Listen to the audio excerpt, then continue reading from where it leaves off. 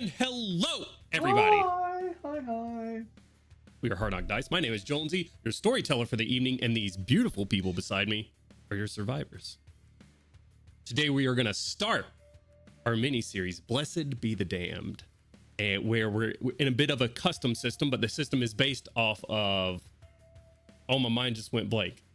Those dark places. Yeah. Those dark places.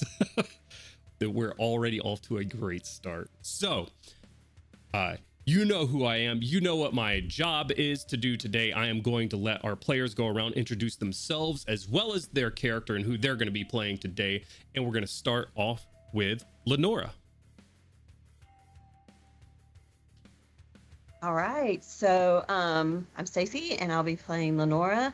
Lenora is a middle-aged yoga Pilates instructor. She grew up, she's first-generation American, used to spend summers in Russia with her grandparents, but her parents fully bought into the American dream and lifestyle. So she had her roommate from college had accompanied her to a wellness convention where Lenora was supposed to teach some yoga and conduct some wellness retreats while she was there. And they got there and found out it was canceled. And she had bribed her old college roommate to go. So now things were a little bit astray. So Engines? My name is Engines, and I'll be playing Gavin Guff McCready, who I haven't decided whether he's going to be American or British yet, but he is some sort of secret agent, assassin, works for the military in whichever country I decide he's from. You'll probably see that he's going to bounce, so just bear with that. The accent is not spot on.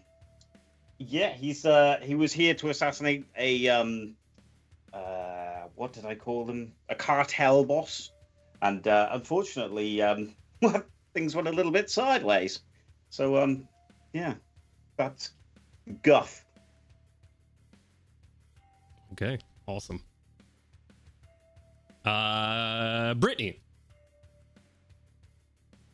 Just introduce yourself and your character. Well, my name is Brittany, and I'm going to be playing Skeeter. Well, my Christian name is Calliope Jones, but only my mama ever called me Calliope. I am here because I am the best skeet shooter in the southeastern United States of America, and I made it to the World Championships for skeet shooting. That's Kylie. all. Hello, my name is Kylie, also playing today Kit Watson. I am security officer for Doctors Without Hindrances. And I'm here in I Turtle think we could say Doctors my... Without Borders. I don't think they're going to come after us. I don't know, man. If they do, we're going to learn the dark side of Doctors Without Borders. Positions without bounds. There we go. Hey, Generally I like that. medical positions without political boundaries. For sure. Regardless of what they're called, I'm their security officer, and that is where I met my dear beloved husband, Leonard, and we are here in Chernoglask on our honeymoon. And speaking What of is Leonard it, and really? Ian, go ahead, Ian. That's me. I am Ian. I am playing Leonard Watson, who is similarly a paramedic working with this Doctors Without Borders type situation that we got going on. And he is the husband of Kit Watson. And as stated, we made the choice to come to Chernoglask of all places for our honeymoon after finally being like, I'm tired of working for a bit. We're gonna do something fun and not stressful. Thoughts that aged poorly. Great success. You don't know that. You don't know that because that's not where we're starting. Oh, my bad. My day. We're actually before the before any sort of outbreak, we are gonna be starting out. Give me a second. Didn't save my music. Sorry. We'll cut that part out. I was like, Note to we have self. editing Demon skills. Jones. Note to No, self. keep it. Keep This ain't it. zombies. This is a different kind of game. It didn't save it. Give me a second. Let me find it. I love this. It just loops so nicely. Mm-hmm. Sure. Shout out to Tabletop Audio.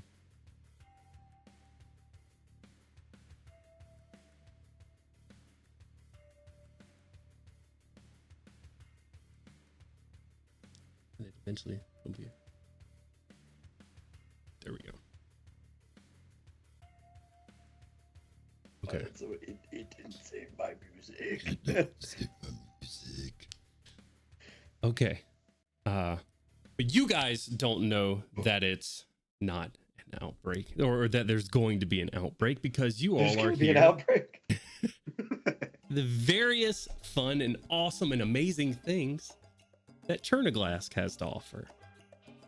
A beautiful beachside town, a beautiful Clearwater Lake, Lake Chernoglask, tourist attraction of the world. About 200,000 permanent residents here. That population sometimes doubles in the summer, where we find ourselves right on the tail end of summer. 400,000 permanent and temporary residents swarming the city with all of the beautiful sights that Chernoglask has to offer.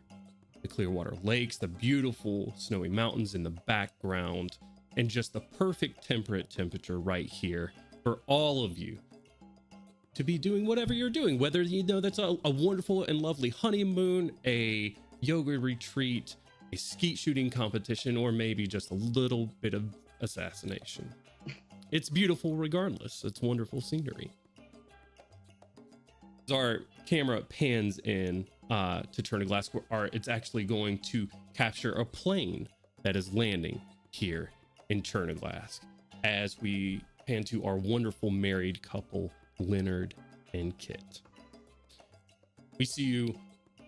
Do you think Leonard and Kit went for first class, or are you just back in economy? We are an economy, my guy.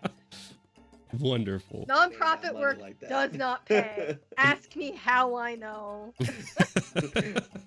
We ain't got money like that, brother. As you're approaching the tarmac, right before you start your descent, you hear the captain come over.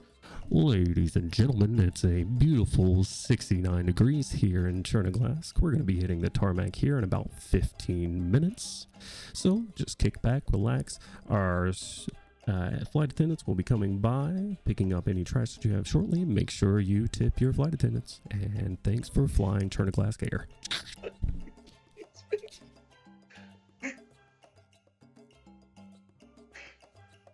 What do you think Kit and Leonard are talking about as they go to land in Chernoglask for their honeymoon? I've never been asked to tip a flight attendant before in my life. Is that something? Is that a thing here, or It might be have a we just Russian not flown thing. a normal flight in a long I time? think that might be it. Oh, Ladies and gentlemen, the tipping the flight attendants was a joke. Do not try to hand them money. That is against company policy. My apologies for any confusion there. okay. He sounded very serious. I didn't want to All Russians sound serious, though. I would hate to be rude. Yeah. First day, that seems like bad setup. Well, okay, well, I guess that's out of the way. I guess it's the plan of action still, get landed, get through customs and then everything, and we'll just get. I don't know if I could say Airbnb. Get to the rented abode in which we'll be staying. And we'll just go from there, right? We kind of played a little loosey-goosey. Yeah. Okay. At this, so a normally very put together Kit is looking very green in the middle seat, and just,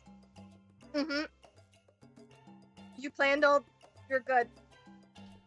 Mm-hmm. I'm just gonna keep talking and see if Yep. that helps. Mm-hmm.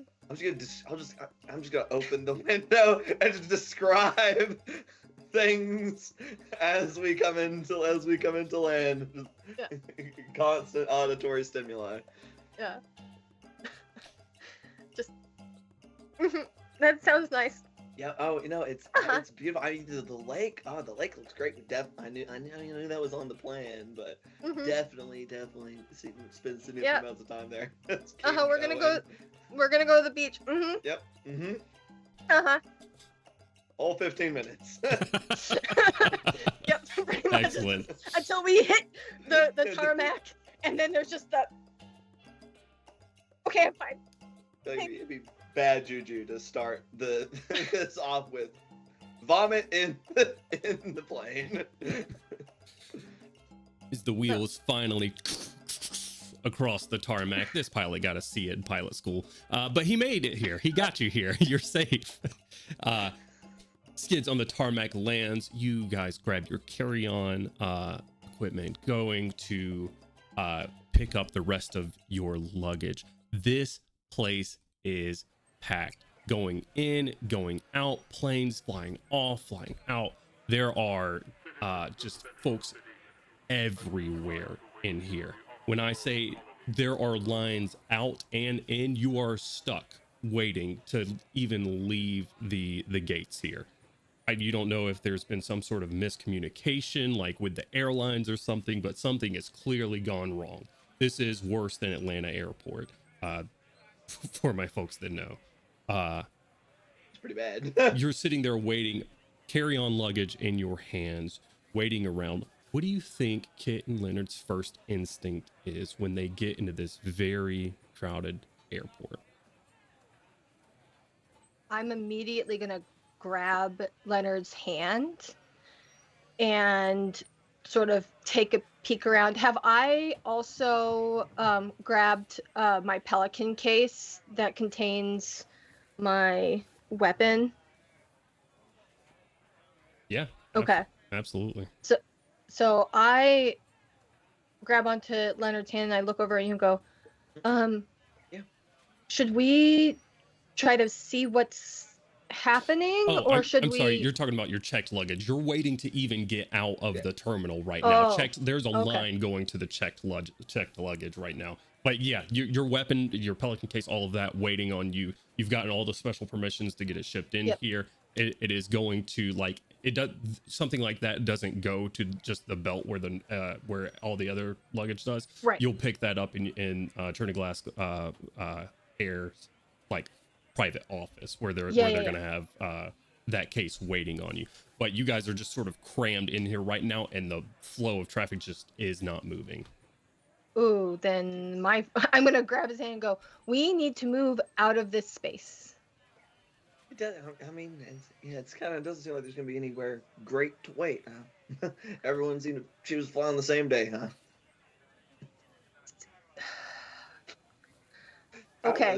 We don't know if there's anything wrong going on yet, so No, like, well, it's You guys fine. are on your honeymoon. Yeah, That's it's it. fine, You're it's here. fine. It's frustrating though. Maybe I mean, it is what it is. Let's find a good spot to wait out the foot traffic. okay. No, I know. It's just It's a weird thing to say over the radio in an airport. Yeah. No, I'm nervous because I'm always nervous, right? Yeah. And that's why he's going on to just immediate it's fine. Yeah. It's cool. Nothing to Okay. worry about. We're good. Okay. Let's just I trust see if you. we can edge toward the side, maybe find an open bench or something. We'll just Okay. wait for it to clear out a little bit. We're not in any rush. It's fine. We are here for a week and a half. All good. There's plenty of time. Okay. You I guys, love you. Me too. You guys move over to the edge, closer towards the glass where the tarmac is, planes flying in and out, people wanting to get through, people getting frustrated, of course, parents with children trying to wrangle them together. A just truly chaotic scene here of so many people moving in and out of Turning Glass Airport. Are you, between the two of you, where do you think you're looking? Are you looking for an escape route from this place, trying to get out of here and go get your luggage and the Airbnb? Do you think you're just kind of, are you vibing and just kind of looking out the window out at the beautiful scenery? Where's your eyes drawn to in this moment? I think that I am looking to like where the bottleneck is happening, but not moving anywhere, because Leonard said like it's true, we don't have any place to be, we're here on vacation, like some of these people are trying to get home or whatever. We have the time, so I'm trusting in this beautiful souled person, like so but I am watching the bottleneck to see, like, you know, is somebody hurt or is there something else going on? But I'm staying put with Leonard. Yeah, give me a spot check. Yeah. Ooh, spot. Oh,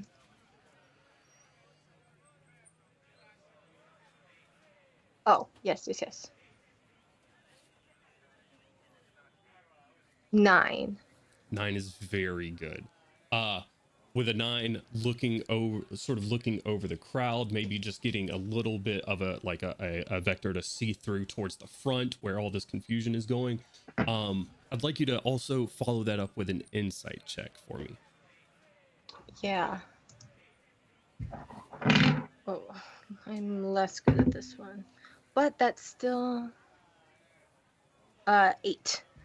8. Okay, still very good. Kit will notice as she's looking through the crowd that most people, like all of the passengers that are debarking and folks that are looking for their plane, are mostly just confused about the wait, looking over people, much like you are, trying to find around. You have folks that are taking the, like, going against the social rule of not cutting in front of people and stuff like that, and just like dipping under bars and stuff and getting to their terminal, like cutting through and pushing people out of the way. And then you find the TSA agents that are sort of directing people around. And I think Kit, knowing that these professionals are here to direct, this is their job, they do every day. And again, if you've ever been in an airport, a very busy airport specifically, TSA agents are quite aggressive and very sure of themselves. Bags up, this way, go this way, move, take your socks off before you go to the machine. That sort of thing. Yeah. But socks? Yes, socks. It's Cherniglass. Fuck. Bro, they must have had some rush.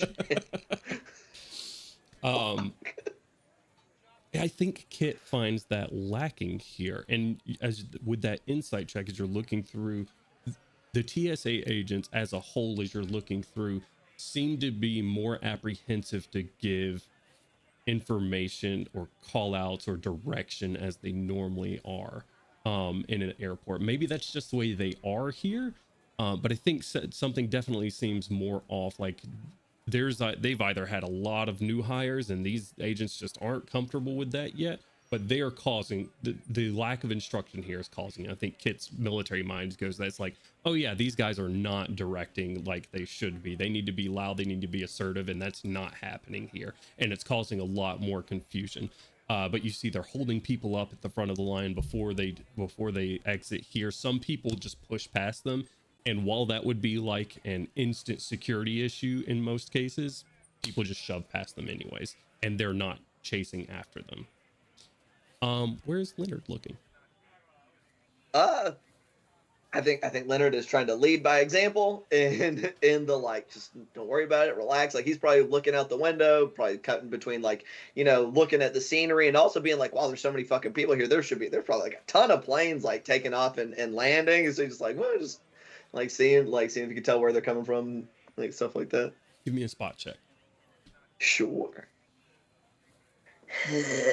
I get a whopping +3, and that is a singular D6, correct? Correct. This is, yeah. 5. 5. Okay. Starting off strong with the 2 on the D6. You don't notice anything strange about the air traffic or anything. Going on. Planes coming in every now and again, planes going out. you know, as you're watching it, something I think you do notice, because it's not not a very difficult thing to notice, is Leonard's, as you're sort of looking out of the window, you notice a golf cart, like some of the airport golf carts, Oh yeah. loaded down with some people, as well as a couple of like city as well as airport police, chartering a couple of these golf carts to a smaller airplane off to the side. You see these folks just getting off, and it looks like an affluent family getting off of this. They're picking up their luggage. They're getting on their private flight. So it just looks like all a private becomes flight. clear to Leonard. Yeah.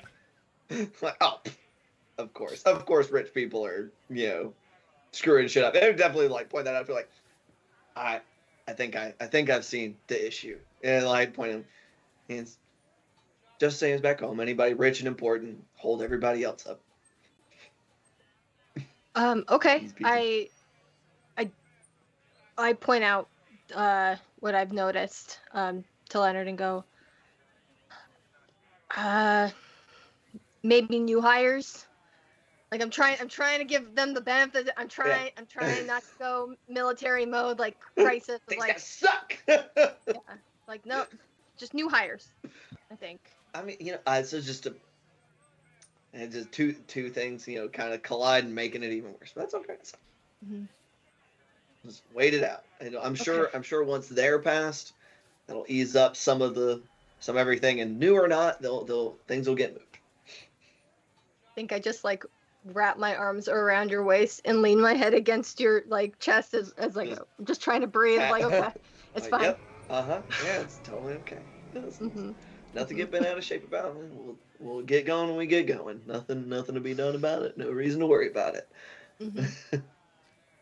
You Okay. guys shuffling along with the slow moving traffic out of here again. TSA attempting to stop some people, but they're just leaving, them letting a small stream of people come through, checking your information as you do. You knowing where you need to go to get your bags. And you guys do so. You grab your bags without issues. You grab yourself a quick taxi over to the abode where you're gonna be staying. The rented living space. Rented living space. So you guys take off in a taxi over to your abode, unloading your suitcases and everything, getting in here and adjusted, making sure the air's at where you want it, and planning your next steps. I want you to tell me, and this will be sort of my last question, is that I think everybody knows the feeling of finally being in the Airbnb, and it's like, oh man, I know, like, we're here on vacation now, I know, like, and we need to go out there and do stuff, but also I'm tired because traveling like this does it to you. But what is the plan here? What are you two doing here at the Airbnb? I feel like it's a battle between two things: tired, hungry. So Also very fair. like, so I know we just got here. We want to go out and do stuff. But we can kind of multitask. We'll go find something to eat. And if there's anything that catches our eye while we're out, we can investigate. But otherwise, we'll just this first evening can be just decompress. Okay, my dear. Sound good? Okay. That All sounds right, good. lovely. Mm-hmm. Food location. You gotta go find somewhere to eat. Yeah. Awesome. Yeah. You guys go and find somewhere you've probably picked out ahead of time online. Like, this place looks awesome. Gonna go here. They have like this beautiful tower type view of the bay, so you get to see all of the city and the lake. The sun is getting low, sort of over the lake, making this beautiful sunset. The distant traffic of the airport sort of going in and out in the background. Tons of people just sort of moving back around. You were lucky to even get a reservation in this place. And I would like for you, as you're sitting here eating, to both just give me a listen or a spot check for me, please. Fuck. Somehow worse. 4. I know this place is awesome. It's beautiful. An 8. An 8. Okay. Um, Love it here. so with the 4, what is Leonard looking at, and what is he talking about in this moment as he's enjoying I mean, the food? Leonard is focusing on the experience. He's like, he's focusing on, talking to Kit about, about how great the food is, and that it's like glad that we went out of our way to make sure we reserved this place. And man, it's like, and it's made even better by like, look at the view up here, like the sun's starting to go down, so you got that nice like orange and purple. It's beautiful. Like this is the perfect start. Like despite the airport shenanigans, this is the actual beginning of the vacation, the honeymoon. Like couldn't be better. Okay. Kit Leonard is talking away as you guys are And this is eating. why I love him. Just You guys have God this damn it. this balcony seat overlooking the city, and it really is a beautiful place. And sort of bird zipping around you here. You also see like just a flock heading the other direction, presumably south. Winter is on the way. And you notice one of the airplanes that has been, like, you notice the traffic going back and forth, but one of them is in the air and it doesn't seem to be moving. It just seems to be stationary. That's your first instinct. What? It just seems to be stationary. Like a commercial airplane. Like a commercial airplane. Oh shit. Just seems to be stationary. I think I'm trying to like live in the moment, like listen to all the beautiful things that Leonard is saying, and then my eye catches that the stationary airplane, and like my whole demeanor changes. Give me a not how that works. Give me a, let's see. I don't know if it's insight. Maybe it's insight. I want to roll different skills. I cannot have any sense of foreboding or anything with these fucking tunes, man. They're just so upbeat. Is it a gather intel maybe? Sure, give me a gather intel. Okay. I am. That's another 8. 8. Very good. It's stationary in the air, and that's physically impossible, right? That it has to be moving. Right. And then you realized,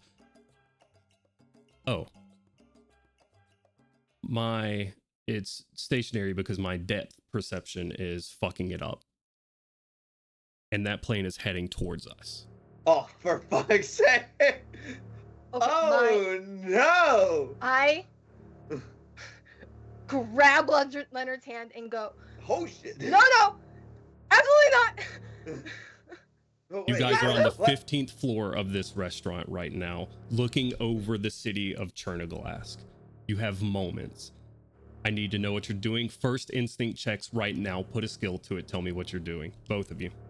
This is straight up survival. I am using all of my military knowledge to get myself and Leonard out of there.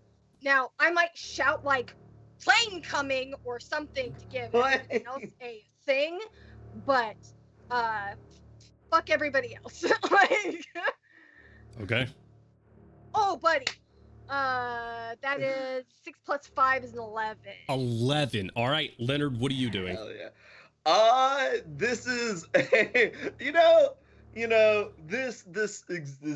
escaping a rapidly incoming plane is not among his fields of expertise. So I'm gonna go with I'm just in compliance with Kit's survival, like dragging me along, trying to get me somewhere. I figured there's probably rapidly ensuing chaos. I'm gonna roll climb to be able to properly, adequately follow the instructions I am being given and navigating. Awesome. I just fucking 5. 5. Okay. Roll 1, 2, and a 1 and a 2. Kit, you start saying Not rolling that airplane D6 anymore. screams come eventually. It is that moment of everybody looking at you first, like, what is this mad person on? And then they all sort of look at what you're pointing at, and it's that human instinct of sit and observe myself instead of listening first. Kit and Leonard are already gone. Kit, survival check. You see a path. You know you can't risk the elevator. It's too slow. Leonard, because you've rolled a 5, which is a failure, 7 is success in this system. Yep. Kit, your survival instincts are taking you faster than Leonard goes. Leonard, you end up tripping and falling. Give me an agility check, please. Sure. And I'm just straight agility. Yep. There we go. 9 on that one. I imagine probably part of it is realizing there's an emergency. He is probably trying to, like, while she's driving, he's trying to get people to move. He's like, emergency, get the fuck up. So Kit's gone, and you are trying to get people to stop looking, and they eventually do. It takes them a couple of seconds, just like it did Kit, but precious seconds are not what they have right now. Those folks end up converging in between you and your wife, and you're trying to like climb through them with a 9 on the agility check, eventually able to break through. But costing yelling behind him all the time, like, this is quickest path to safety. Everybody follow this way. Like, don't shove. Help each other along. Don't, like, just while trying to get through. You hear it drawing closer. You're in the stairwell, running, pacing, and getting out. Finally, the eventual crash above you that you knew was coming, thunderously loud and deafening to everyone here. Explosion and fire from the top of the stairwell, pushing itself down and through, and you see a fireball coming down, and you also see people just jump past you in the hopes of something better. As someone way too close and not able to escape, they just jump down the stairwell, flying by you all at once. I want each of you to roll me an escape check, please, as debris and fire rains down on you. Escape. Okay. What a start. Another 11. 11, very good. Another 4. On an escape check. 2, 1, 2, 6, Can 1. I- We're fucking on fire, Because baby. I rolled so high, is there anything that I can do to like assist him? You want to try to assist? Yes. And because I'm going to set a precedent here with helping with rolls. Like, Leonard is not long for this world. for context, I am willing to be injured myself to not have him be injured. Okay. So I'm going to call it a protector. That's a protector action. That's what we're going to do here. Someone else can take an injury for you, which is about to happen to Leonard. Kit sees it in this moment. Leonard is about to take up to 5 damage from this debris and fire. Oh, I can take it. You can see it happening. Kit, you snatch Leonard ahead of you, covering, like using your own body to help protect him, as a piece of metal shrapnel flies down and ends up catching you on the side of the shoulder. You take 4 points of damage and an injury level. Okay.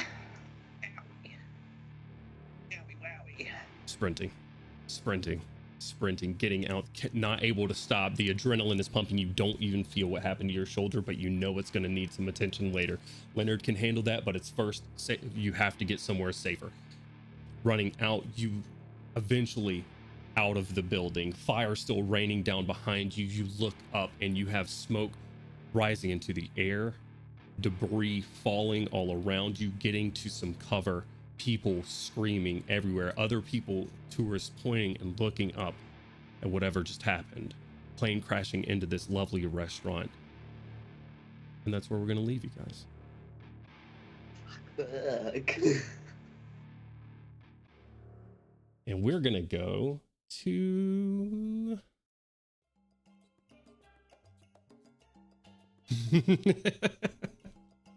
It's so hard to be stressed out. Does anybody want to go next? I should have had you all. No, we'll just do it like this. Let's do Guff. Guff, you got into town a few days ago at this point. You've been here, you know the mission. It's supposed to happen sometime tonight. Do you think that Guff is in a very nice hotel or somewhere seedier on the outside of town? Oh no, he's got the best. Totally the highest 5-star thing you've got going. That's definitely what he has, and he's gonna drink from the minibar. As you pull a couple of bottles from the mini bar, knowing it's being charged to the company, which is what it is as referred to. Being charged to the company doesn't matter. Getting a couple of drinks in tonight. Tell me what is on Guff's mind as you look out onto the city of Chernoglass. So these beautiful like bay windows open up into your into your awesome like 5-star hotel room. What's on Guff's mind? And what do we see when we see Guff? Actually, we'll go back real quick as raining debris falls down onto Kit and Leonard. What do you guys look like? I'm so dumb. I'm not good at this. I've never DM'd before in my life, I promise. Here, we'll go back to the serious music. One second. We'll go back to the serious music. And as debris and fire rains from the sky onto Kit and Leonard, what do we see? What are the characters we see in front of us? You see a 5'5" woman, like white blonde hair, blue eyes, like very athletic, wearing at this point not quite airport clothing. Like I think she changed into jeans, a t-shirt, and like a sweatshirt tied around her waist, despite the fact that this was a fancy restaurant. But she at this point now has soot in that very white hair and blood pouring down her arm. And what do we see when we look at Leonard? Leonard is. I'm very pleased so far that we've gone for very basically trope dynamics because we can also continue it. Leonard is probably about 6 foot.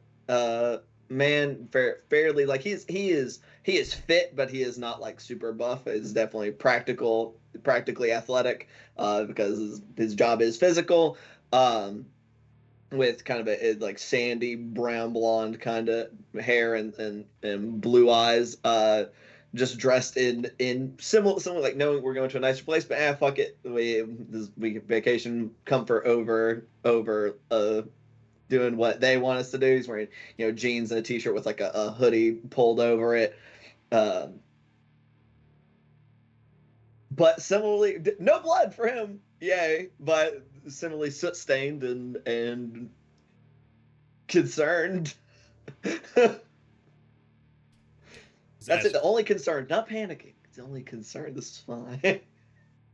Leonard knows what these types of disasters bring. He knows. And seeing just the fire and the rubble in a safe place away from it for right now, he knows that he can't go in there. He's not going to be able to help anybody right now. Chernoglass has first responders on the way. You can already hear sirens in the distance. Or were those already there? And as we pan from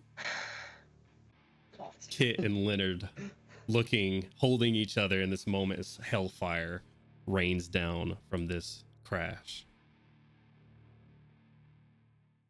we go to Guff. Yay! Guff, you are in the nicest of nice hotels, the best Chernoglass has to offer, a beachside room looking over the bay, seeing the yacht of the person of interest for you, picking up bottles from the mini bar, being charged to the company. What does Guff look like and what's on his mind?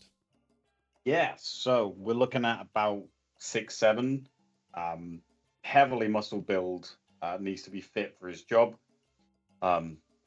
He is wearing a excruciatingly tight black t-shirt and just cutting off veins type t-shirt, and some loose dark blue jeans or something. He would have a Scotch on the rocks and a cigarette as he stands over his little balcony looking out. Bearded and hair kind of like whipped back. Almost Teddy Boy like, but not quite. A little too short for that. And yeah, he's just watching the waves come in. Behind him on the bed, his giant black duffel bag with all his equipment just sprawled over the bed in organized piles, ready to do what he needs to do. And yeah, he's just thinking about the mark tomorrow and the plan of action. As you're looking over, smoking your cigarette, scotch in one hand, you hear a knock on the door. What? Room service, sir. What room service? Didn't order any. Room service. Enter! Swings open. A gentleman, sort of later in his years, kind of skinny, balding head, but his hair is sort of slicked back, bringing in a rolling cart with all these cloached dishes and stuff. Says, room service for you, sir, the bedside manner. And rolls it in, takes a silver cloche off of the first one, pulls out a pistol, and goes to shoot you. I want you to please roll initiative. Yeah, sure thing. Wait, initiative? Yep. It's just going to be your D6 plus your agility. Sweet. 6. 6. Okay, you're going to go first. You see, as he pulls off the cloche, you see there's a pistol there where food would be. What's your action? Okay, immediately I'm going to be thinking about where the hell my pistol is. And then I realize I didn't pack it. Then I think about where I keep my backup knife, which should be somewhere in my boot. Am I wearing boots? I'm wearing boots. Flick out my knife, throw it at him. Oh shit, okay. Give me a melee check. Sure. What am I adding to melee? So that is gonna be your agility check here. Okay, that's 6 again. 6 again, okay. You pull out your knife, go to throw it. Give me another D6 roll on that. You're not going to add anything to this one, but I'm going to introduce something called a plot die here. Because he tied with you here, just let me know the number you get on it. 3. 3. Okay, so neutral standing. Nothing bad or good is going to come of this. You get the knife, fling it across the room. He dodges it, takes cover behind the bed. Is going to bring up the gun from the cover of your bed and attempt to shoot you. Okay, I'm going to attempt to roll into the bathroom, which is somewhere close to me. Sure. Give me a quick escape check. Yeah, sure thing. 12. 12 on an escape check. He I'm no longer here. looses a couple of shots, like looses arrows. What am I saying? He fires a couple of shots at you as you roll into the bathroom. And you can hear him go quiet in there, not saying anything, a little silenced pistol and not making any sound as you just hear as you roll into the bathroom. He goes quiet in the other room. What are you doing? Okay. I'm going to grab the bar of soap. It's a rather large bar. I'm going to peer around the corner, wang it at him while rushing him at the same time as a distraction. Okay, I want you to give me, so this is more of a bluff than anything else. I want you to give me a bluff. It's going to be versus his insight. As you throw the bar of soap at him, your DC on this is going to be, his insight is going to be a 4. Ow. This ain't going to go well. I got a 6. You got a 6. You beat his insight on that. Nice. So him going to duck out of the way of the bar of soap, bringing his barrel up and out of the way, like taking cover, thinking it might be another knife. You are able to close that distance on him. So, what you got over there. Superman fisting. You're just gonna punch him. All right. Jumping, Give me a strength check. Jumping in. God damn it. Oh, 4. 4. Yeah. Knocks it to the side. Britt tries to bring in the pistol closer to you and shoot down at you. When you do, give me an agility check again. Sure. 6. 6. Unable to do so, he brings the pistol, getting it close to your face. You just grab his arm, moving it out of the way. What are you doing? Could if I've grabbed his arm, could I possibly twist up, break the elbow? Yeah. Give me a strength Snap check. up? It's gonna be your strength versus his. That's only a 2 on his part. 9. 9. Sickening twisting sound. Probably the loudest thing in this room. As you bring his arm all the way around, pistol drops to the floor immediately, and he is down to 1 arm. Go ahead and roll a d6 damage for me. Your cap on this is gonna, because I'm gonna say you're twisting his arm and breaking like this, is gonna be damage cap 2. Okay.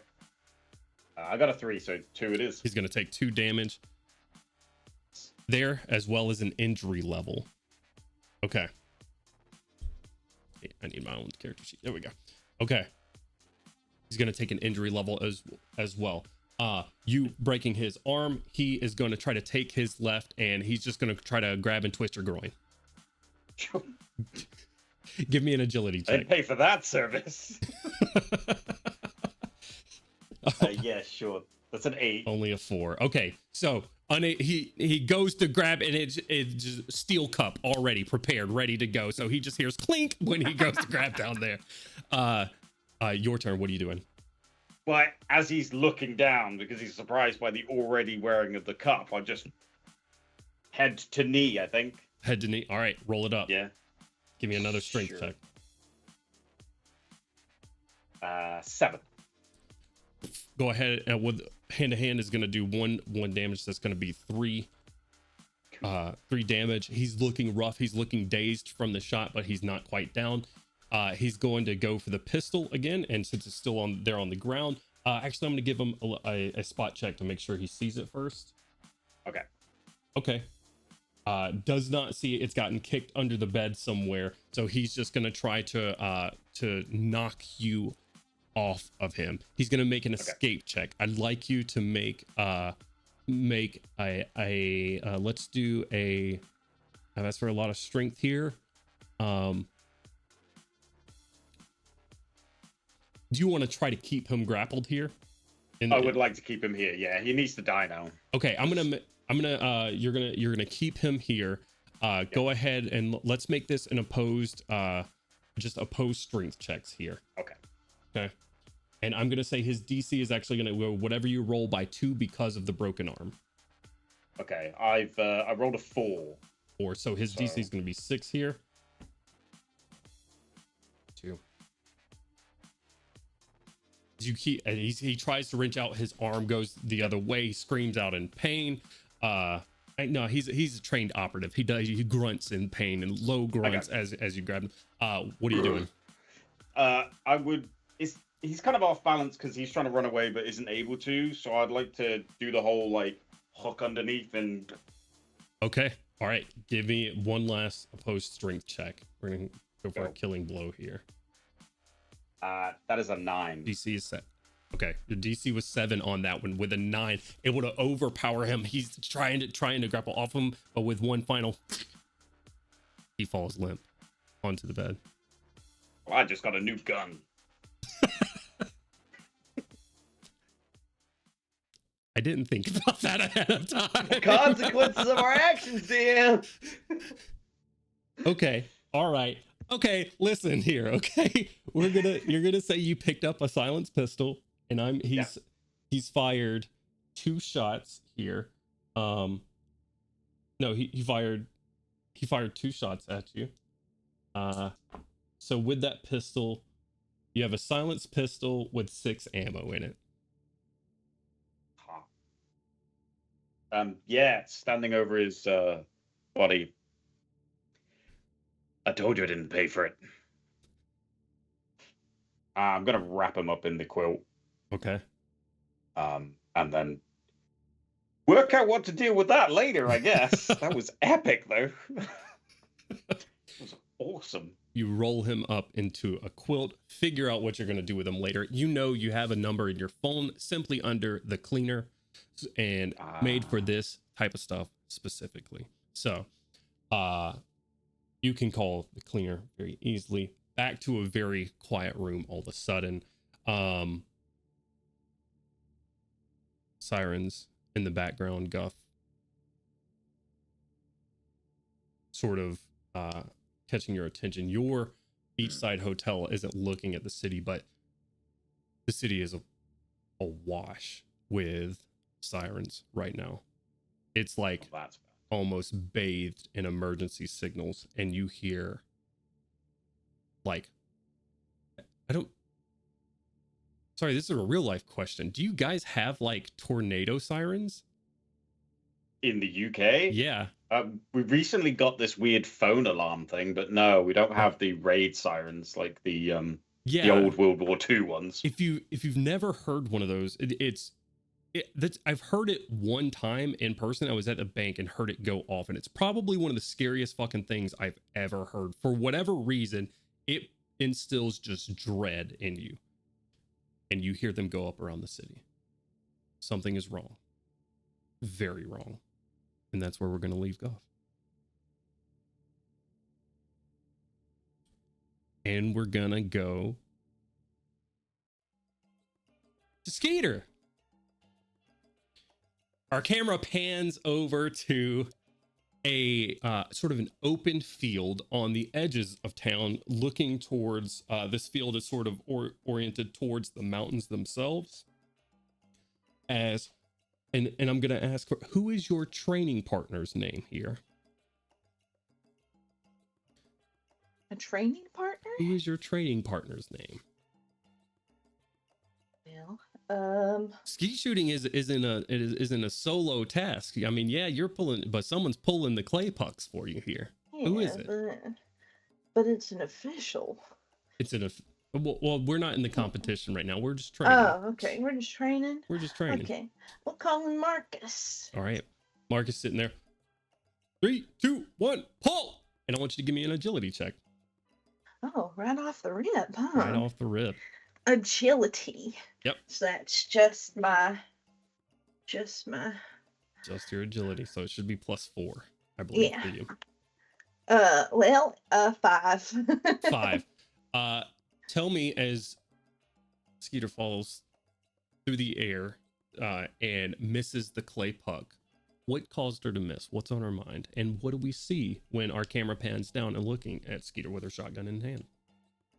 All right. So first, I will describe Skeeter to you, and then I'll tell you what's on her mind. So Skeeter she's young. She's about 17 years old, tall and lanky. Like her mom would say, she's like a string bean. She's actually really tall for a girl, and for a girl her age, she's pushing 6 feet. Tanned from working on the farm, freckle-faced, freckle body. She just freckled.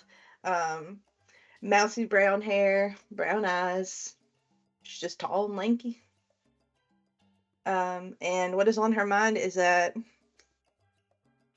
she misses her daddy, and she's not so sure that being by herself in a foreign country is actually what she wants to be. This is her first time ever really leaving her hometown, much less her home state, her home country. So, and she's by herself. Now, Marcus, is he someone that you've brought along, or is he someone new here that is just doing this for you? He's someone here. He's someone here. Someone local. Okay. Yeah, he's a local. Gotcha. He's got that Chernoglask accent that you can do. You are supposed to hit that puck. Violent. I'm aware. Sorry. Having a hard time right now. Championship is tomorrow. You have it on schedule, yes? Yes, Marcus.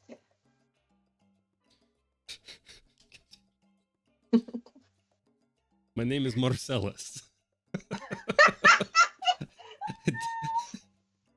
Sorry, Marcellus. Okay, all right. Load up. 3, 2, 1, pull. Can I do another agility Wait, check? Can I do better? I'm not supposed to say that. You're supposed to say that. You have me messed up. The competition's tomorrow, Marcus. You got it on your schedule? No, I do not. I plan on sleeping. Oh!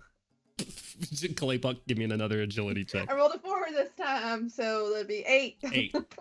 Almost as soon as he gets it out. Henrietta blowing. Oh, I'm sorry. I took away your thunder by Oh, that's fun. Henrietta in your hands. Clay Puck gone. That's my shotgun's name. Henrietta. Training, getting the sun getting lower in the sky at this point. Training coming to an ending. What are Skeeter's plans for the afternoon or the evening? With the big competition coming up tomorrow. After training, she's probably going to spend a majority of the afternoon, probably into the evening, training, spending most of her time training. Yeah, sun is going down right now. It's getting dark. It's getting hard to see because it's that orange of dusk blending in with the orange of the pucks. So it's about time to call it quits. Where's Skeeter heading to at this point? She's probably just going to pick up something to eat on the way back to the hotel she's staying at. She ain't got the kind of money for room service. She ain't that fancy, so she's gonna pick up something on the way and spend the evening just decompressing. Okay. All right. Awesome. Probably turn in early if she can. Give me a quick insight check.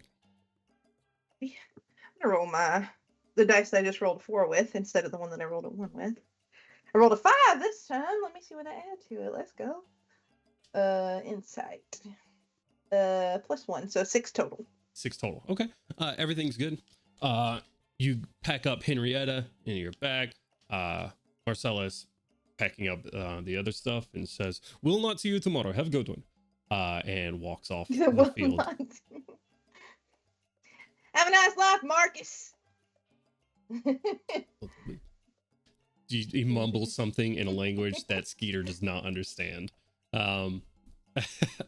You're walking away. You're heading towards your hotel, catching a cab from here. This is probably somewhere that, you've gotten the money to get you here essentially, but you're not on any sort of, they're not paying for your rooms. This isn't the Olympics. This is skeet shooting that like championships, like international championships. The organization itself is low on money. So finding somewhere on the seedier side of town, a motel 4.5, you load up into your hotel room after grabbing some food, a rap on your door. Housekeeping. Why are y'all coming in so late? Gotta do it 3 times a day, sweetie. Bugs will get in if I don't. Fair enough. Come on in. Yeah. You open the door for her. She's walking on in. Her housekeeping here, like typically you would see like baskets for linens and stuff. She has a plastic cart with no baskets or anything for linen. She does not plan on leaving here. You'll never know where this place is. I'm looking at the chat. You'll never know where this place is geographically. Okay. I will mix it up on you consistently. This place is in nowhere and also everywhere. This is the true melting pot. Damn it. Knocks on the door, walks in, and you see a array of chemicals that is certainly not fit for humans to be around when they are sprayed. These are the types of things that you're supposed to evacuate a room for 24 hours before they do. This is how they do it here. So she goes around in the corners of your rooms. You see the bugs leave as she does this. I used to bugs. I work on a farm. Exactly. Right. This is pretty standard stuff. We had the field mice. We had the water bugs. We're all right. And she's making small talk with you as you guys are sitting here. What are you in town for, sweetie? I'm here doing a shooting competition. Okay, all right. Look at you now. Yep. Independent woman. Independent. We love to see it. It's gleaming. Just gleaming. She says, all right, well, try not to breathe too much for about an hour and a half. You can step out for a little bit, but maybe a mask or a t-shirt or something if you got it. Just put it over you wet it, put it over your mouth, and just try slow breaths for a little bit. If not, you'll get a little bit of lightheadedness, but you'll be all right. It might be kind of hard to breathe tomorrow, but that symptom typically disappears in about a week or so. Anything else I can do for you? I haven't picked up food yet, Here, is it correct? just me? What? I haven't picked up food yet, correct? Let's say you have food. Yeah. Oh, I mean, it's up to you. You're back at the hotel room. is there anywhere nearby that's nice-ish that I can sit outside and eat my dinner? And hold up like my fast food bag. Well, we have the parking lot. Is there a park nearby, maybe? There's parks about 6 miles that way. 6 miles. All right, where's the safest spot in the parking lot that I can see it? He said, "Do you have the heat on, sweetie? It is warm in here." She falls the chemicals down got it. in the middle of your room, Oh, the chemicals. and she goes completely still on the ground. Skeeter will immediately be stepping over her limp body to go find management or the concierge for the hotel. It was a Skeeter checked in here. You know that she is the only one that this is her hotel. I thought She's shit, housekeeping. Okay. She is Alright. check-in. She is owner. As far as you know, this is her place, and she takes care of it alone. Okay, first order of business will be to check for a pulse. Yeah, give me a first instinct medicine check. So you Yes, go and you sir. go like, On the where are you floor. grabbing by the What's on wrist? Are you grabbing by the neck? I'll do neck. It's Okay. usually a little bit. I do have medicine as a secondary, so total will be. What does first instinct mean? That's just your where your first thoughts are. You kind of already said it. 7. Yeah. 7. 7's a Mhm. success. You reach over and you put your hands, and the first thing you notice with a 7 is she is hot, burning up temperature wise. Oh my god! Like, you pull your fingers back before you even feel a pulse, because she is like, she is uncomfortably hot for the human body. This woman is feverish. You go back, put your fingers to see if you feel a pulse, and you're looking around for the pulse. It's a bit difficult to try to find one on her, because again, just trying to find a pulse on this body. Feel something, but give me a Is it a bug? give me a spot check. Okay, wait, okay, No. Your hand that's is on skin. Your hand is on skin. Okay. It's not a bug. 4 on the dice again, and spot it plus. I can do math. 10. 10. Very good. 10. 10's I very get good. 6 for that one. You realize it's not you don't find pulse, but you feel like noise in the back of her throat. She's making a sound. So there's clearly something going on. Does Okay, Skeeter I get will- closer to try to listen? Maybe she's trying to say something?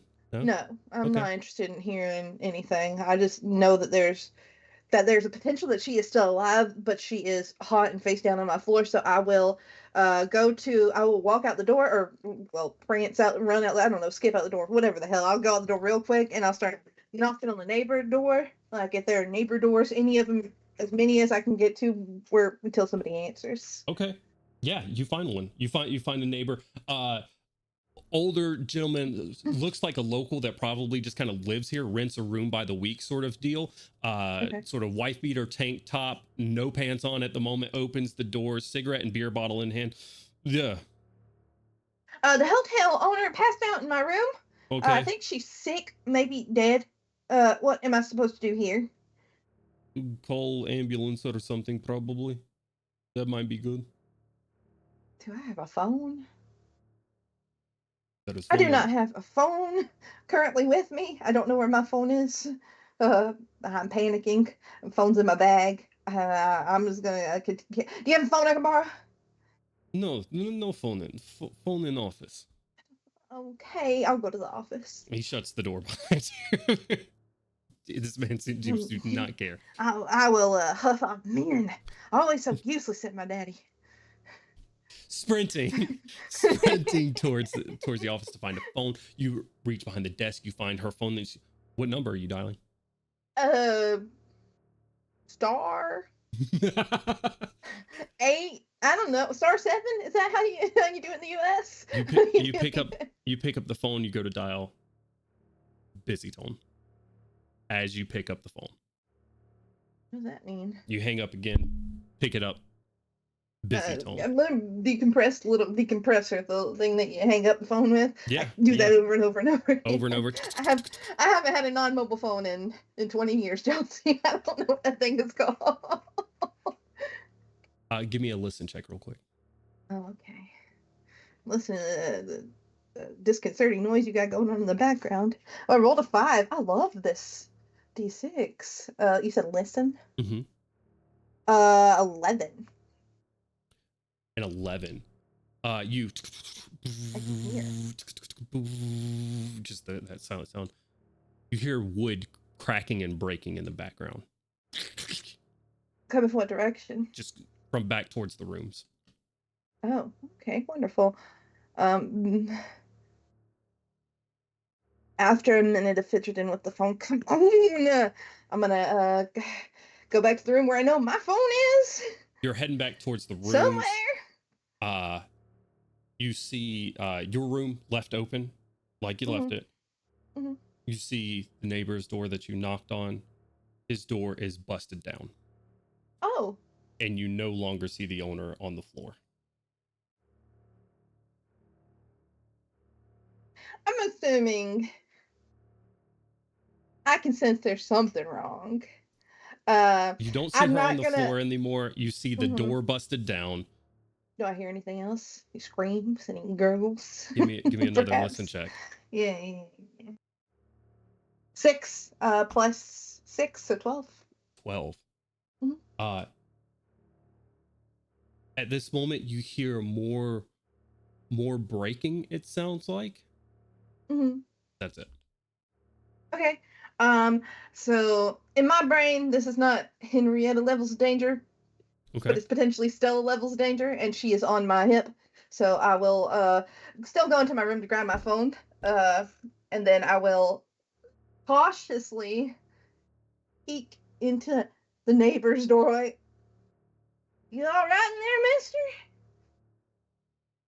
While unbuttoning the sheath of my trench knife. So... Yeah, you get the trench knife ready to go, handle on the hilt. You see that the door is bit like twisted and broken wood off of the frame, sort of hanging off of the hinges, dents in the wood. Now these are cheap doors on here, but you see 2 like dents on the door that has caused this damage. And you hear that same sort of breaking sound. You don't see anyone in the immediate room, but coming from the bathroom rather. Sir? I don't know what number to dial. The breaking stops.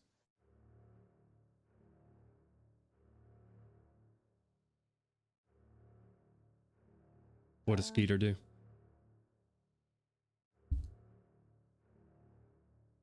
I will fully unsheath my knife. Okay. I will have it in my hand. Knife ready to go. I will I'm slowly walking in. Quiet this time. Not gonna continue to yell. Silently Listening out, the breaking sound stopping. You hear.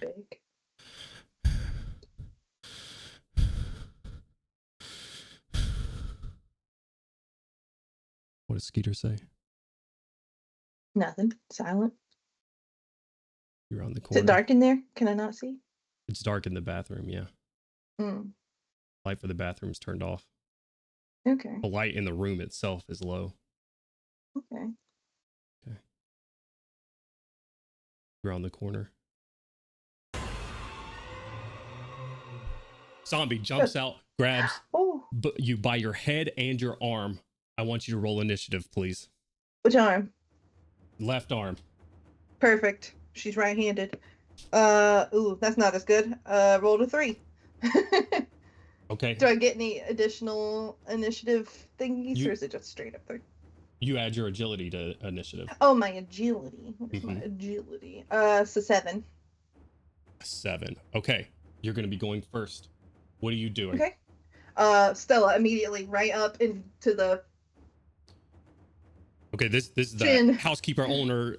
Everything. That's okay. You see If her. I get attacked, I'm killing somebody. I don't care who it is. I don't care who it is. She grabs you, Stand your ground. grabs you by your left, like left arm and your hair. You see Mhm. that red has just encroached all in her eyes.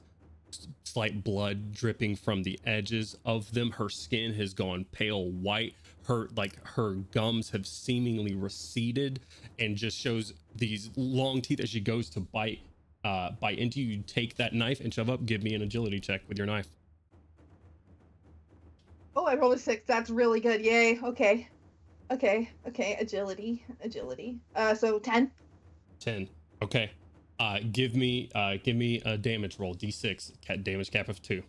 This is all supposed to be 6s, right? D6s that I'm rolling? Correct. Yep. Okay, Everything. good. Just Everything's a making- D6. just Shouldn't be making sure. rolling anything Here, else. I'm gonna switch up my die for my damage. And it's probably gonna be low now.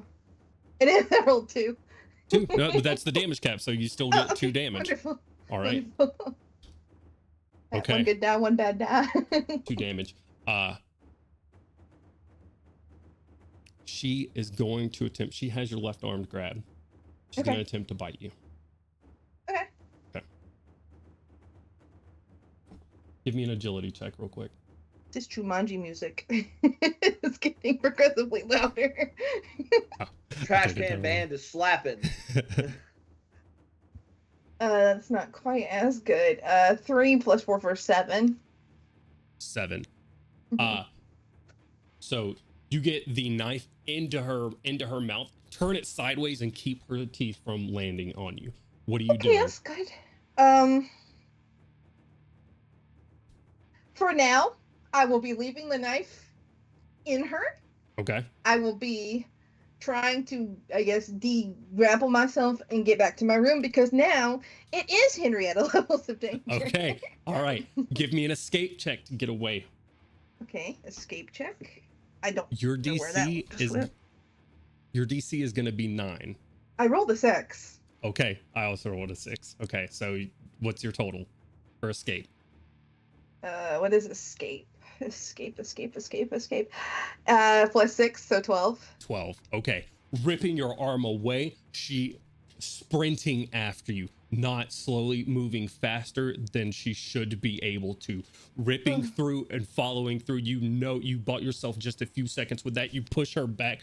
Stella still in her mouth as you push her back into the bathroom, and that gives you just half a second glimpse of someone bleeding on the floor in the bathroom, turning away, running back towards the shotgun. Henrietta, in your hands. The running goes quiet. And what? The running goes quiet. The running goes quiet. Wonderful. I need Stella back, so I'm gonna try to find her. Unless Stella's clanked to the floor some way. You Uh, the running stops. You're in your room right now. You have the Oh, shotgun. okay.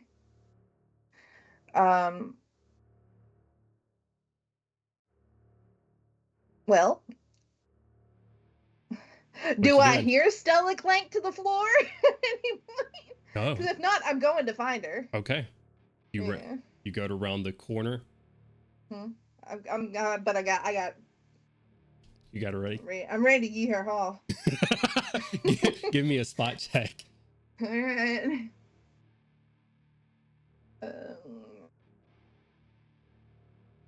Spot 4 plus 6, so 10.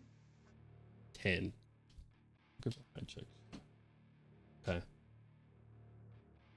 The running stops. You look I feel out. like I'm doing too well, and I just need to use the bad die for No. interest. No, this is good. This is the beginning. Don't worry. Things get harder. Okay. You check your corners with your shotgun. You know basic gun safety. So you're checking to the right, towards the left where the room and the danger was. Mm-hmm. And she comes out and she's gonna attempt to grab the barrel of your shotgun as it comes out immediately. Oh, I'm pulling the trigger. She's grabbing it from the side. She's gonna try to grab it. I want you to give me a strength check. She's gonna try to rip the shotgun out of your hands.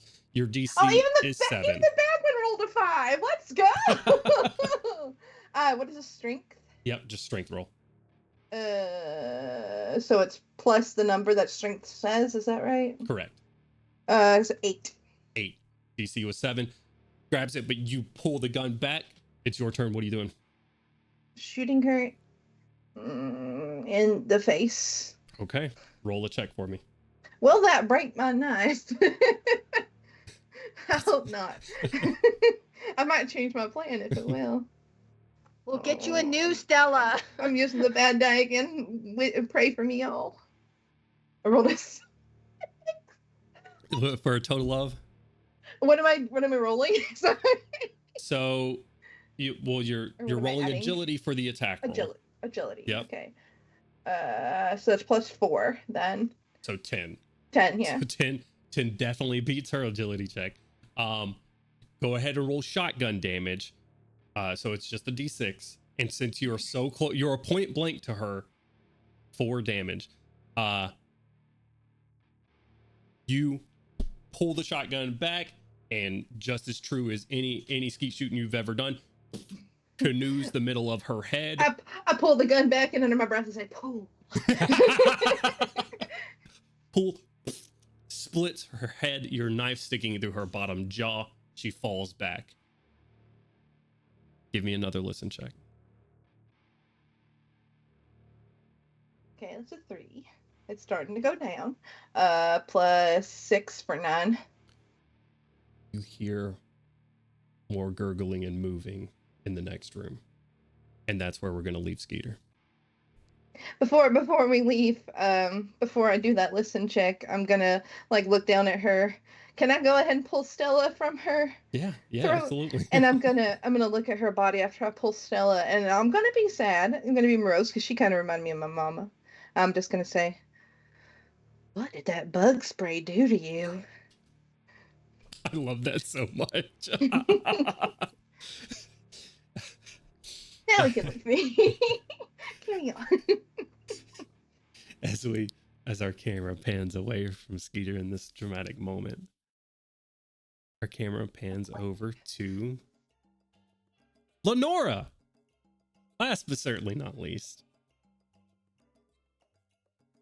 Lenora. You're out and about in the city of Chernoglask. Things have gone a little bit different for you, considering your conference got canceled due to some unexplained causes. They gave you a very corporate excuse, like unforeseen circumstances and things like that. It's like they could at least, with all the money that we've spent, like out of our own pockets to get here, they could have at least explained something to us, but they didn't. Very generic. We'll attempt to refund you within a certain amount of time. So that's money that's just out of the bank account until they get it back, but that's no real concern. And you're out and about in the city with your good friend Catherine. Tell me what the two of you are doing. Be just kind of strolling around. They're definitely those middle-aged women tourists that are they find the places where you can grab a glass of wine and just kind of make your way, like the middle-aged white woman version of pub crawl, right? Like glass of wine to glass of wine, kind of looking in the windows of art stores and kind of discussing what are we gonna, we saw that museum, shall we do that tomorrow, kind of stuff. Yeah, absolutely. So you guys are on this sort of a group adjacent, your group that you paid for. It's like one of those things. Okay, you pay for $25 for a wristband and you get access to all these pubs and a free sampling to all these bars and pubs and everything, and you get to walk around with your wine glasses. They pour it in plastic cups so they don't break. But you and Catherine are walking around and talking. What do you think the current subject is? I think the subject would be Catherine would be complaining, right? because she only came because Lenora promised for that she would pay for a layover at Ibiza on the way home. Right. Mhm. This is not her scene at all. She likes lots of luxury, lots of, just those kinds of things. And so this whole kind of like nature, beach, seaside town is just not her gig. So Lenore would be, kind of laughing, trying to soothe her because Lenore's like, oh, we can go for a hike tomorrow. We can go for a swim. And Catherine is having none of it. So she's kind of bitchy. Gotcha. So she's like probably passively where she says, huh, right, a hike. Definitely all the shoes that I brought with me are for hiking. Oh, absolutely. Yeah, she's got those red bottom shoes. Yeah. So Catherine follows you up. You're doing like a painting and wine thing, like a sip and paint sort of deal, where someone like an artist, like an amateur artist, is talking through how to paint the city. And what is going through Lenore's mind as Catherine is just sort of been toned out and with their passive aggressive remarks. What is on Lenore's mind and what does she look like? Lenora is fairly short. She's like 5'2", 5'3". And she is athletic, not just a slender yoga teacher. She's fairly broad-shouldered from years of swimming, relatively muscled, and yet trim, right? Because she does a lot of hiking and diving and all kinds of things like that. So, and she's in casual wear, comfortable casual wear. She's going to be wearing flat, comfortable shoes, but they're cute, right?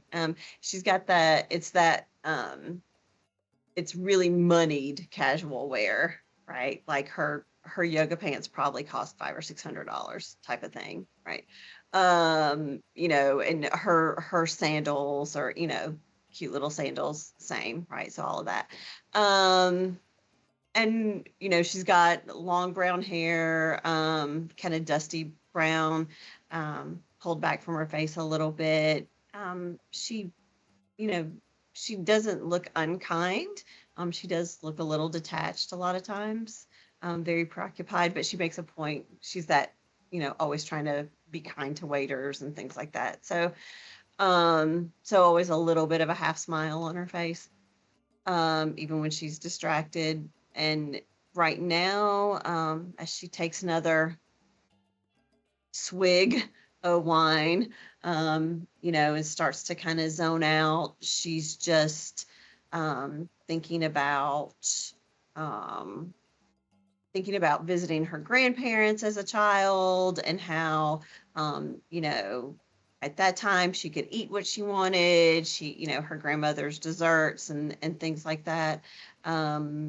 And that kind of like interlaces in a little bit with her plans for like, oh, maybe she'll go for a dive in the lake. She brought her diving gear.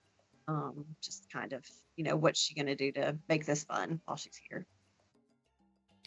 So you are thinking about all of that, the droning of the complaints kind of find their way back into your ear. She says, are you even listening to me at this point? I mean, really, why am I here? Of course I'm listening, dear. So you're here. We'll have fun. We'll find, we always find things to do that we enjoy. Okay? We'll find something. Don't worry. Try the other wine. I think you'll like it better. I know you prefer the dry. Right. She goes back to like, again, just aggressive sort of marks, not really caring what the end result is. Everybody else is having, like, she's harshing the vibes of this place pretty severely with these comments. But Lenora, nonetheless, having a good time. So at least these instructors cute, at least. So what about you, actually? Have you found anyone yet? No, not yet. No. So, I've just been thinking about, work and those types of things. So Yeah, haven't well, really been focused on relationship yet. I know, but I live vicariously through you. Yeah, well, you're not so vicariously getting older, and I'm just looking out for you, girl. I'm just looking out for you. I mean, I know it sounds harsh, I know, but I I'm know. a friend, and I'm just trying to make sure that you find what you're actually looking for in life instead of all of this wondering or whatever it is we're doing right now. I know, Kat. And you always did help me. Like, if it weren't for you, I would have made it through college a virgin. So, I do depend on you and your friendship. So, thank you. Perhaps maybe that's something that we can do while we're here. You seem to be the tourist industry does tend to attract attractive people. So maybe we'll find somebody. Have you Yeah. talked to the instructor yet? I saw you. I am. No, why don't you? Me. Yeah. But dear. Why wait? Remember? Maybe it's something we can do while we're here. You just said it. Fine. She's used to the peer pressure from Kat at this point, so she drains her glass, Okay. takes her paint palette, and approaches the instructor. Okay. And ladies and gentlemen, you will take the base layer, and it will be a white right here. So you'll try to. Oh yes, how can I help you? I'm sorry. I seem to have run out of the blue. Could you maybe help me? I'm having a little bit Oh, of I a am problem. sorry. All of the paints are limited. It is based on what you pay for in the beginning. So if you have already used all the blue, you need to kind of transition to another color. I'll show you how to do that in just a moment. So ladies, if it lies up here, if you do run out of a paint color, you will take it in this. Just standing here. Is there something else I can do for you? Perhaps. How late do you work? The event tonight goes from 5 to 7. I have another event from 7 to 9. And then? I'm gonna give him an insight check real quick. With the 6 on the dice, the d6s continue to deliver. And then I will be going home to my boyfriend Romeo. Oh, well, I hope you and Romeo have a wonderful evening. And she'll give him a very generous tip, and I appreciate everything that you're doing for us. And she'll go back and she'll try to copy, grab her next glass of wine and As try a to matter copy. of fact, He doesn't take it too hard. He's got like a tip jar right there, and you put that generous tip in there. As a matter of fact, I found some blue paint for you. You can take that back. Oh, thank you. Thank you.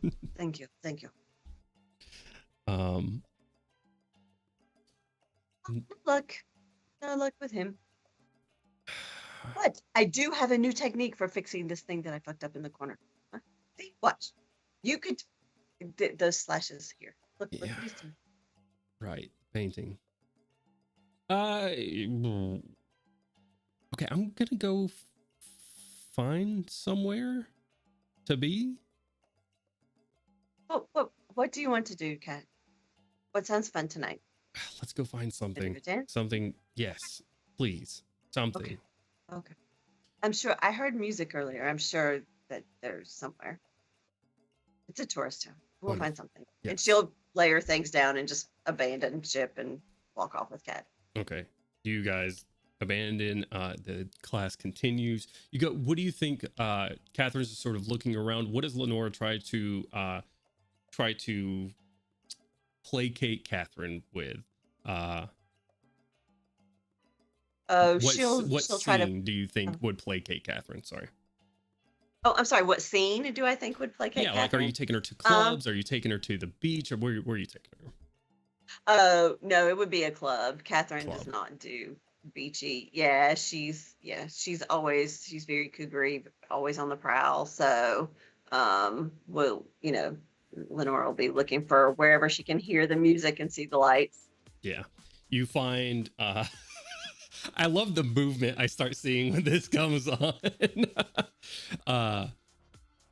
You find very Catherine scene, and she says, "You know me so well. This is what I'm talking about." Completely dear. hijacking the vacation. The club is packed at this point. Even for like earlier in the evening, it's a weekend, folks are here, they're already drinking, vacation is ending, so it doesn't matter what time it is.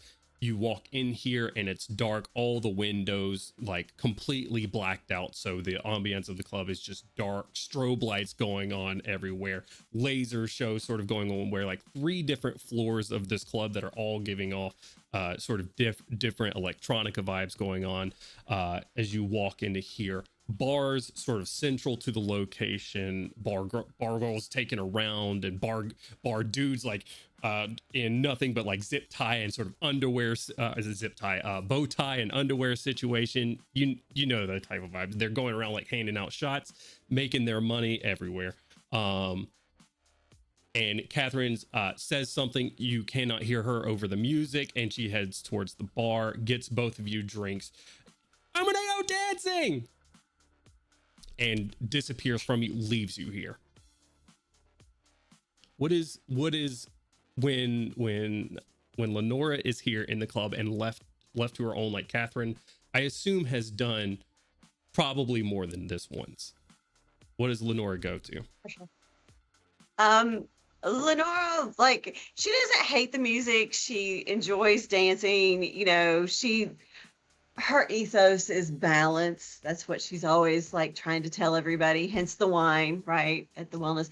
And so, you know, she'll take her drink. She'll probably grab a shot, you know, from a passing shop boy and knock it back, then take her drink. But she's not a center of the room kind of person at all, right? So she's going to kind of like, you know, head a little bit over toward the side of the room. And, you know, she's, you know, dancing, enjoying the vibes and just, you know, having her drink. She definitely is going to make a point of having eyes on Catherine, because she knows before the night is over, there's going to be some management that needs to be done. Sure. One way or the other. So. Okay. Is Lenora sort of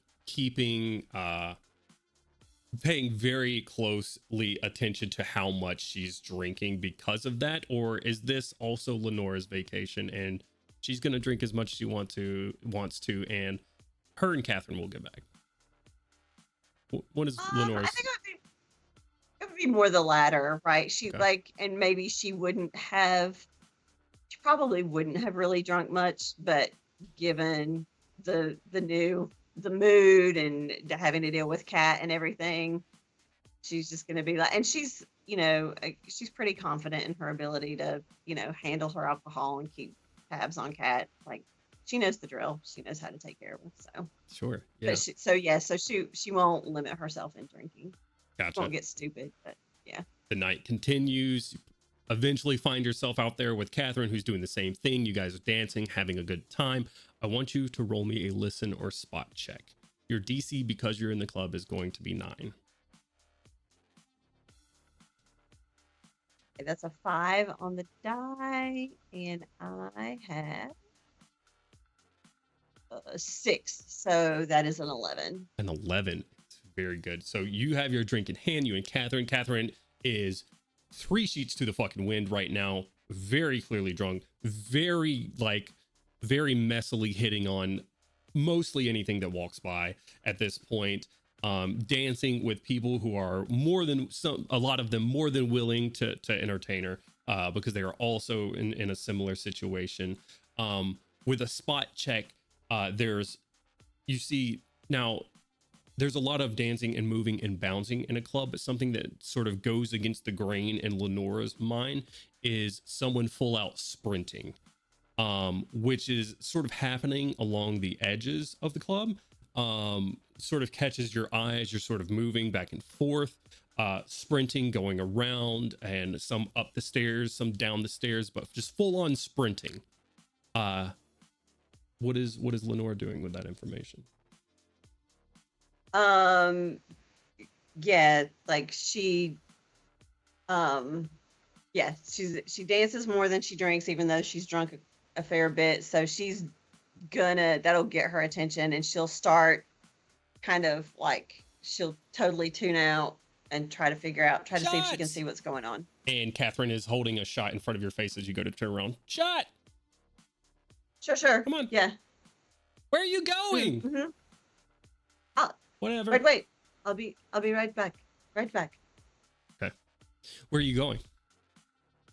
She's not gonna go far because again, Catherine she knows how to work her, but she also knows she can't give her too long of a leash. So she'll like step 5 or 6 feet closer to the edge of the dance floor to kind of like trying to peer around people and see what's going on. Like she's looking where these people are sprinting from to see if she can see what's going on. Yeah, give me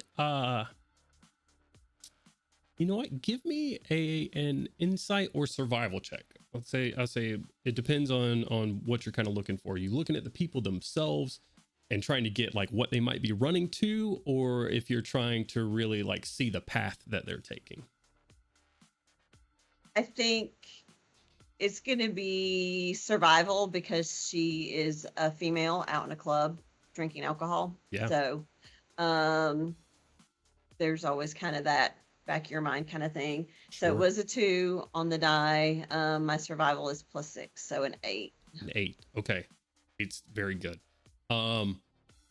With that survival, seeing like trying to see the path they're running to, it doesn't make a whole lot of sense because you realize there's multiple of them at this point, like multiple people sprinting, and it doesn't necessarily like they're not staff members. You don't see just like some of them are, as you see like one of the bow tie and underwear guys just go sprinting, but it doesn't seem to be, he just runs past the group of you, probably about 30 feet in this dark club, just sprints past you, the strobe light sort of hitting him as he's running through, so you don't get like a full consistent line of where he's running to. He just sort of like in the light a couple of times and then disappears, and he's going into the crowd, it looks like. And then you see another one just jet up the stairs, just looks like a customer just sprinting up the stairs. It seems to be kind of random and chaotic, and there doesn't seem to be any sort of pattern or general direction where folks are sprinting to. I think she spent enough time in clubs to know that this is not typical or normal, and she has enough of a like survival instinct, right, or awareness to be like, oh, you know what, it might be time to go. Okay. So she goes to retrieve Catherine and grabs her arm and is like, before you do that, you turn around.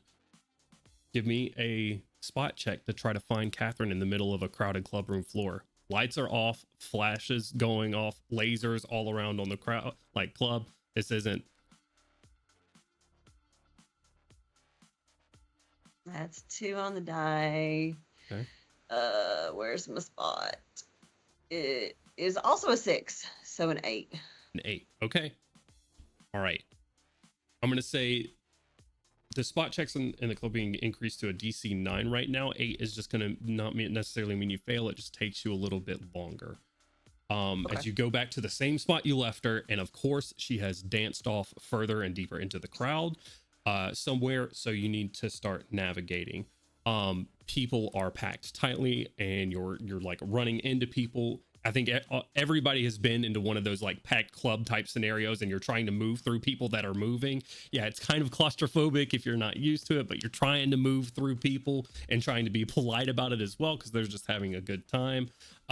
You feel like people grab onto your wrist, pulling your wrist away.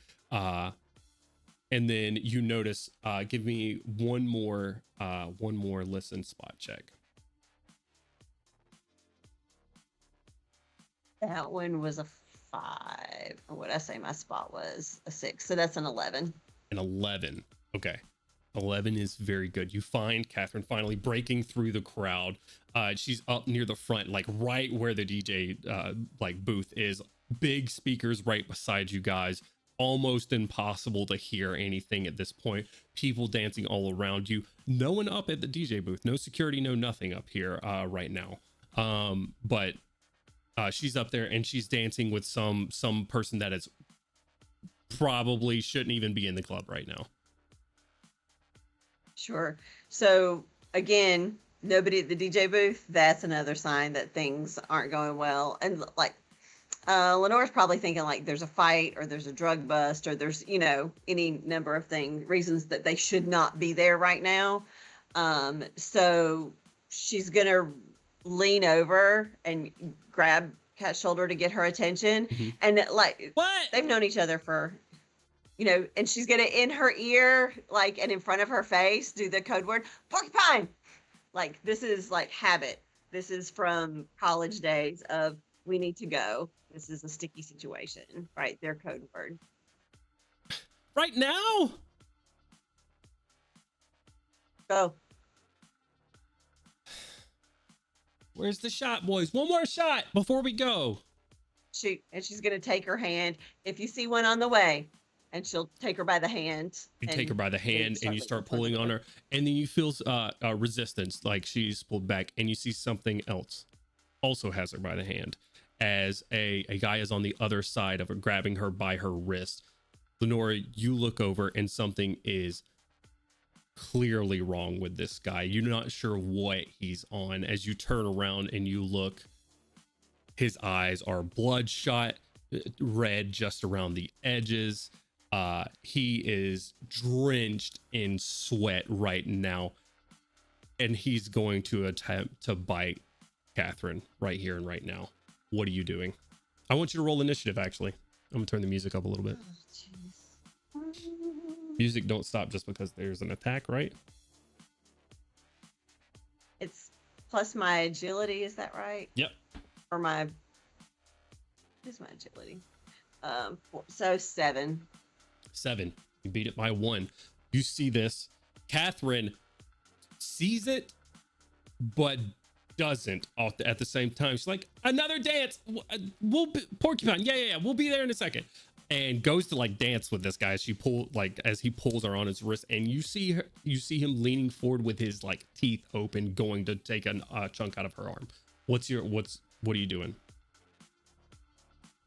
I'll kick him like midsection, like a front kick, like a push you back, create space kind of kick. Okay. Right. I'm gonna say because of the crowded location, all DCs are gonna be increased by 1 for this. Okay. Give me an agility check.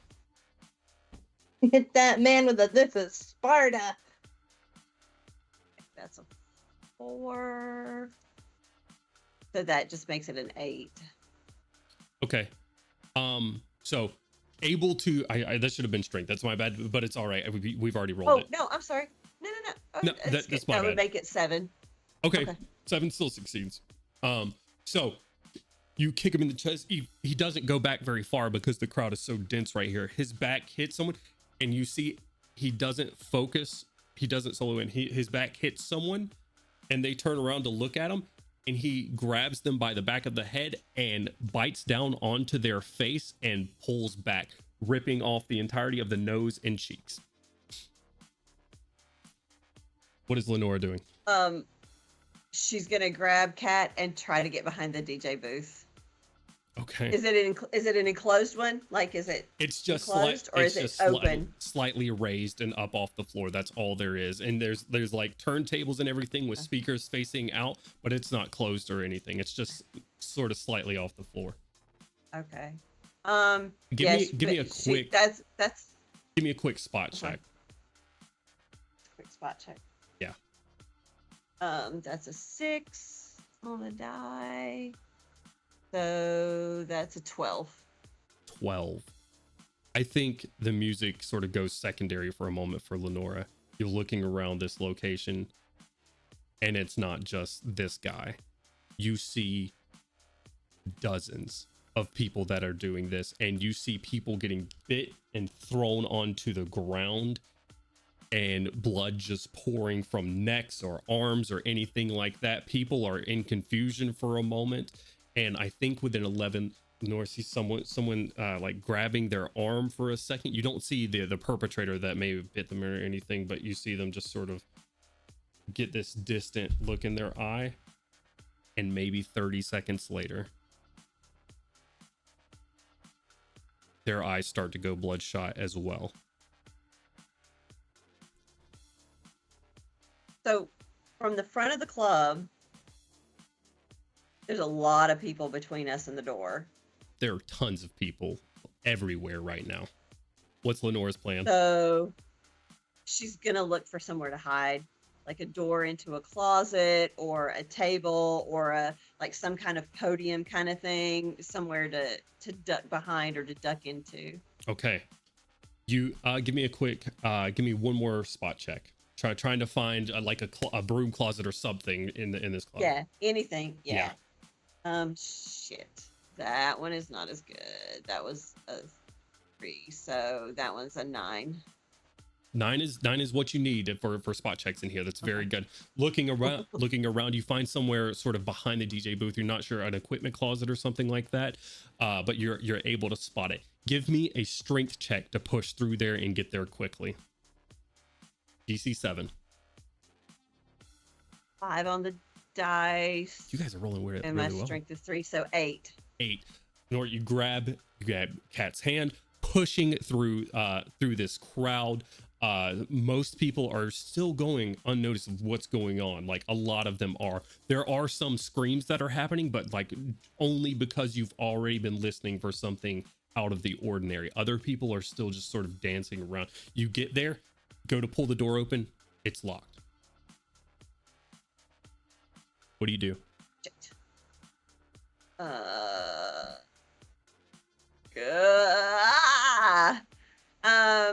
Shit. I don't know. What are She's you not like a doing? criminal. She can't. The door's Shit. over there. Oh, is this some sort of back room? Is it? Do we need a passcode? Probably. Espresso. Is there a keypad? Is there a keypad or is it a lock? It's a lock. Oh. And no key in sight. I'll frantically look around for another something else then. If it's legitimately locked, yeah, she's gonna look for something else. Because there's no way they'll get past these people, especially if there's like whatever the fuck this is. Yeah. Like cult people or whatever. You can see the it's gone past the point of just people being unaware of it, and now everyone is aware of what's going on. There is panic at the disco. Sorry. Yeah. You couldn't just hold that one back, I'm huh? happy to Could have it? It been was- a part of setting that up. It was there. God damn it. Okay. There is panic. There's screaming and running. People are like, you see someone sprinting by you. The floor is like kind of clearing up at this point, but only as much as a panicked like group of people can quickly spread out. Like, you see a dude running and a full-on party girl in broken high heels sprint up behind him, grapple on all fours, and just bite down onto his neck and bring him down to the ground, just jugular spurting blood across the dance floor. People are slipping on blood as they go to run out of this place. You're at the locked door right now, and one of these crazies, one of these ferals, one of these zombies, whatever it is you want to call them in this moment, looks up from a freshly bitten victim at you and Catherine. Where are you taking her? You have a locked door behind you that you might be able to muscle open. You have the crowd in front of you that you'd have to navigate to get through the front door, and God knows it's a minefield of whatever these things are. Or you can try to find somewhere else. I'm gonna.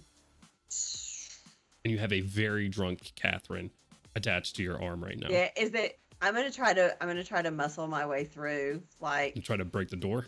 so yeah. Okay. I dated a guy who used to like do B&E for fun, so nothing serious. But Are you okay? So are you opportunistic. trying to muscle it open? Or are you trying to like do a credit card thing real quick? Credit card thing right quick? Yeah. Quick So thinking brings up that a credit. college, everybody's locked themselves out of their dorm, right? So Yeah. absolutely. All right. This is like a broom closet, so it's not like high security. So DC 6 on this. Make it an escape check. Okay, 3 on the dice, and an escape is a 9. 9. Quick, efficient movements. Open the door. It's empty in here. Brooms and chemicals. The door shuts behind you. Music kind of gets quiet. but you still hear the screams outside of this place. You hear on the door, boom, boom, boom, boom, just quick, and then another scream behind you, and it stops. And the screams continue throughout the night, alarms going off in the distance. And that's where we're going to leave Lenora and Catherine. And that's where we're going to go on break. Fuck's sake. So, Holy. thank you guys so much. Thank you guys so much. We will be back soon. Don't go anywhere. And much love. Bye.